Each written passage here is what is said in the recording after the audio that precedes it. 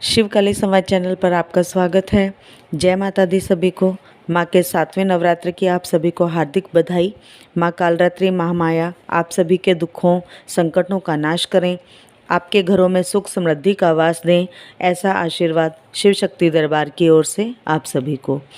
आज का विषय है कि किसी भगत में या साधक में जब किसी देवी देवता की सवारी आती है तो उस साधक या भगत को कैसा महसूस होता है, कैसा लगता है उस समय जब कोई देवी देवता किसी भगत या साधक के शरीर में प्रवेश करते हैं।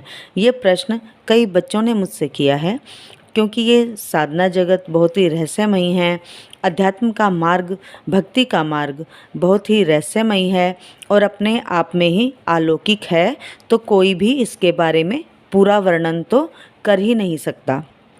पर अपने अपने अनुभव सभी शेयर करते रहते हैं, ताकि इस मार्ग में आगे बढ़ने वाले बच्चों को, भक्तों को, साधकों को कठिनाई ना आए, कठिनाई का सामना ना करना पड़े। इसी से संबंधित एक प्रयत्न मैंने भी किया है।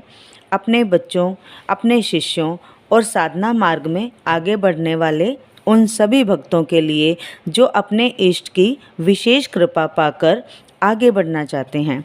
मैं भी कुछ अनुभवों के द्वारा ही आज आप सबका मार्ग प्रशस्त करने की कोशिश कर रही हूँ, अपनी महामाई माँ वैष्णो के आदेश के अनुसार। इससे पहले कि हम अपनी चर्चा पर आगे बढ़ें, मैं आप सभी से निवेदन करती हूँ कि मेरे शिवकाली संवाद चैनल को सब्सक्राइब करें, ताकि आगे आने वाली महत्वपूर्ण जानकारी सबसे पहले आपको प्राप्त हो सके। मेरे दूसरे चैनल शिव शक्ति दरबार दीवानी माँ वैष्णो की पर भी विज़िट करें। वहाँ पर मैं दरबार से संबंधित वीडियो शेयर करती हूँ। उस चैनल को भी अपना प्यार दें, वीडियोज़ को लाइक करें, कमेंट्स में जय माता दी अवश्य लिखें। आइए चलते हैं अपने विषय पर कि जब देवता या देवी आपके शरीर में सवारी के रूप में प्रकट होते हैं तो कैसा महसूस होता है। देखिए, आप सभी जानते हैं कि मेरे घर में माँ का दरबार लगता है प्रत्येक रविवार को। तो आप सभी ये भी जानते होंगे कि मुझे माँ की विशेष कृपा से, माँ की सवारी आती है, माँ की करुणा से, माँ की दया से, माँ के विशेष आशीर्वाद से मुझे ये सौभाग्य मिला है कि मैं माँ के प्रिय बच्चों के दुखों कष्टों के अंत करने में माँ की सहयोगी बनकर आप सभी की सेवा करूं। तो आज मैं आप सभी से अपने अनुभव साझा करूंगी।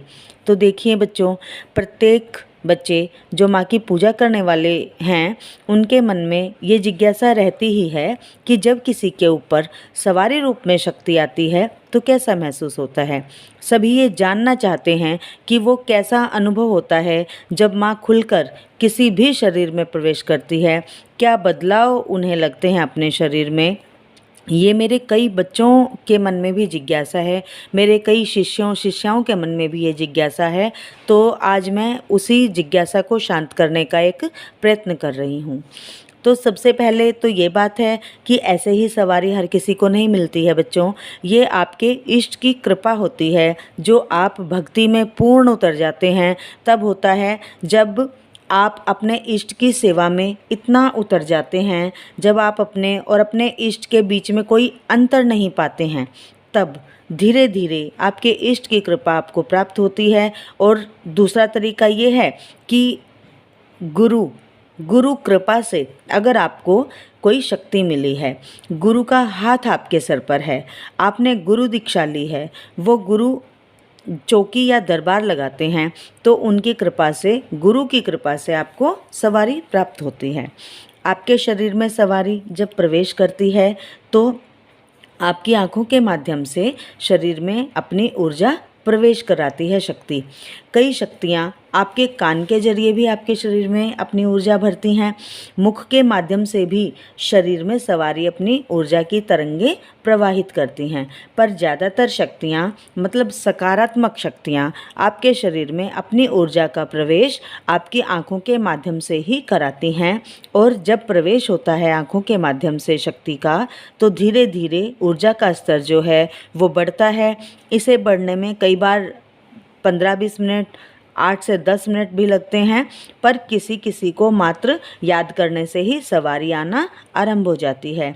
जब आपके शरीर में देवी या देवता की तरंगें प्रवेश करती हैं तो आने वाले बदलाव इस तरह के होते हैं जो आपको सबसे पहले उबासी के रूप में देखने को मिलते हैं। उबासियाँ आपको आने लगती हैं, शरीर में करंट सा दौड़ने लगता है, शरीर में कंपन होता है, कंपन का आभास आप शरीर में करते हैं, लगता है शरीर कांप रहा है, आँखों से आंसू आने लगते हैं, कई बार आँखें गरम गरम महसूस होती है। इसे आँखों में जलन का नाम भी दे सकते हैं।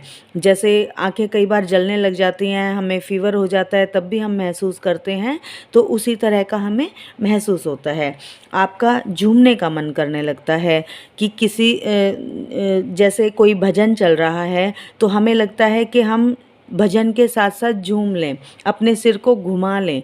इसी प्रकार हमें सवारी के आने से पहले महसूस होने लगता है।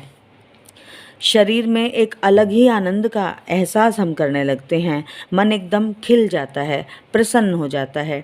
अपने घर परिवार के विचारों से मन एकदम खाली हो जाता है। हम अपने हृदय पर किसी भी प्रकार का कोई भी बंधन नहीं महसूस करते हैं, स्वतंत्र अपने आप को पाते हैं। ये सब आभास शक्ति के सवारी रूप में चलने से पहले हमें होता है। आपके हृदय में जब देवी या देवता की तरंगें विराजित होती हैं तो आपको लगता है कि कोई अभी कुछ अंदर से बोलने लगेगा। आपका नियंत्रण अपने मन मस्तिष्क से हट जाता है, आपका नियंत्रण अपने शरीर से समाप्त सा हो जाता है। आपको अपने शरीर में भारीपन महसूस होगा, ये भारीपन कंधों पर महसूस होगा। ये तब के लक्षण मैं आपको बता रही हूँ जब आपके शरीर में देवता प्रवेश कर रहा है। कंधों पर भारीपन लगने लगता है, आपको कई बार लगता है कि आपका शरीर बहुत विकराल हो गया है, बहुत बड़ा आपका शरीर हो गया है। धीरे धीरे शरीर सुन्न सा होना शुरू हो जाता है, आपकी चेतना पर आपका नियंत्रण नहीं रहता है। धीरे धीरे आपके इष्ट का अधिकार जो है वो धीरे धीरे आपके शरीर पर बढ़ने लगता है। सिर भारी हो जाता है, उल्टी जैसा मन करता है, झूमने का मन तो करता ही रहता है। हृदय की धड़कनें तेज हो जाती हैं, दिल तेज तेज धड़कने लगता है। जब जब भजन चलते हैं और आप ध्यान में होते हैं तो शक्ति आपको दिखने लगती है, प्रत्यक्ष शक्ति आपके समक्ष आने लगती है। आपके आसपास ही शक्ति का आभास आपको होता रहता है। चेहरे पर, आपके चेहरे पर देवी या देवता का रूप जो है वो चढ़ने लगता है। आपके चेहरे पर एक अलग ही नूर होता है, आपके चेहरे की चमक बढ़ जाती है। वो आपका नहीं, उस दिव्य शक्ति का नूर होता है, उस आपके इष्ट के प्रभाव का नूर आपके चेहरे पर झलकता है।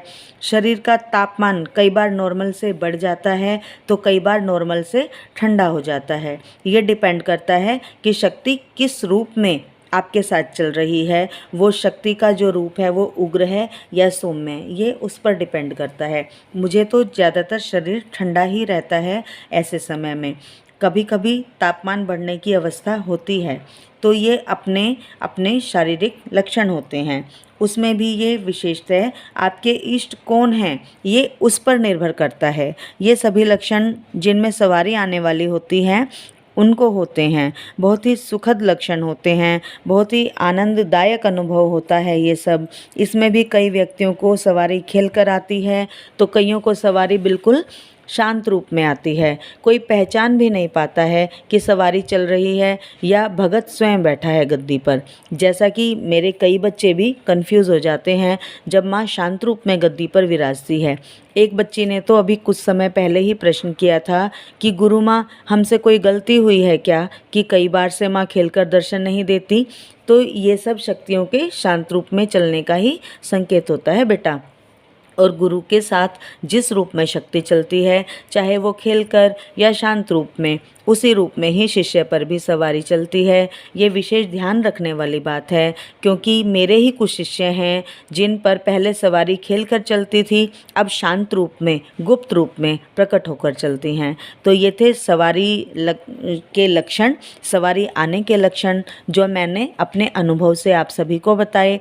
ये अनुभव बहुत से लोगों से बहुत से लोगों में सेम टू सेम भी हो सकते हैं, इससे कुछ अलग भी हो सकते हैं। मुझे आशा है कि आपको ये जानकारी पसंद आई होगी। अगर पसंद आई है तो वीडियो को लाइक करें, कमेंट्स ज़रूर करें। आपके कमेंट्स से मुझे आगे वीडियो बनाने का प्रोत्साहन मिलता है। आपके इष्ट आप पर कृपा करें और जो बच्चे अपने इष्ट की सवारी चाहते हैं उनके इष्ट उन पर सवारी रूप में प्रकट हों।